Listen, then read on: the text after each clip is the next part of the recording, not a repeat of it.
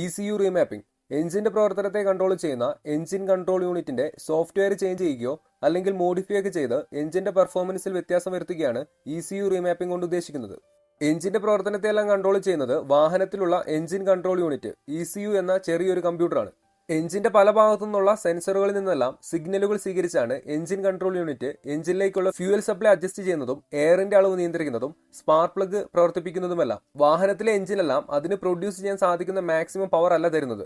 എഞ്ചിന്റെ ലൈഫിനും മലിനീകരണം കുറയ്ക്കുന്നതിനും ഡ്രൈവിംഗ് കണ്ടീഷനും അനുസരിച്ച് എഞ്ചിൻ ഉൽപ്പാദിപ്പിക്കുന്ന പവർ വാഹന നിർമ്മാതാക്കൾ തന്നെ ഒരു പരിധിയിൽ അഡ്ജസ്റ്റ് ചെയ്ത് വെച്ചിട്ടുണ്ടാകും.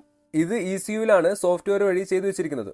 ഇത് ECU റീമാപ്പിംഗ് വഴി വാഹന നിർമ്മാതാക്കൾ നൽകിയിട്ടുള്ള സോഫ്റ്റ്വെയർ ചേഞ്ച് ചെയ്ത് വേറെ സോഫ്റ്റ്വെയർ ECUവിൽ ഇൻസ്റ്റാൾ ചെയ്ത് എഞ്ചിന്റെ പെർഫോമൻസ് വർദ്ധിപ്പിക്കുകയാണ് ചെയ്യുന്നത്.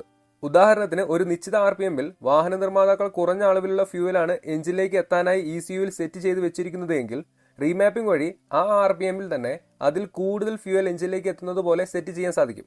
അങ്ങനെ എഞ്ചിന്റെ പവറും ടോർക്കും കൂട്ടാൻ ഏതൊക്കെ രീതിയിൽ മാറ്റം വരുത്താൻ സാധിക്കുമോ അങ്ങനെയെല്ലാം റീമാപ്പിംഗിലൂടെ ചെയ്യാൻ സാധിക്കും. അങ്ങനെ നമ്മുടെ ഇഷ്ടത്തിനനുസരിച്ച് എഞ്ചിന്റെ പെർഫോമൻസ് കസ്റ്റമൈസ് ചെയ്യാൻ സാധിക്കും. ഇങ്ങനെയൊക്കെ ആണെങ്കിലും റീമാപ്പിംഗ് കൊണ്ട് എഞ്ചിന് പല ദോഷങ്ങളുമുണ്ട്.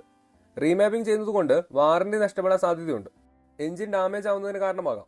പ്രോപ്പറായി ശരിയായ രീതിയിൽ ശരിയായ സോഫ്റ്റ്വെയർ ഉപയോഗിച്ചല്ല റീമാപ്പിംഗ് ചെയ്യുന്നത് എങ്കിൽ എഞ്ചിൻ ഡാമേജ് ആവുന്നതിന് കാരണമാകാം. എഞ്ചിന്റെ മാക്സിമം പവർ ഔട്ട്പുട്ട് എഞ്ചിനിൽ നിന്ന് എടുക്കാൻ ശ്രമിക്കുമ്പോൾ ഇത് എഞ്ചിന്റെ പല കോമ്പോണന്റുകളും ഡാമേജ് ആവുന്നതിന് കാരണമാകും. അതുപോലെ തന്നെ എഞ്ചിന്റെ ലൈഫും ഇത് കുറയ്ക്കും.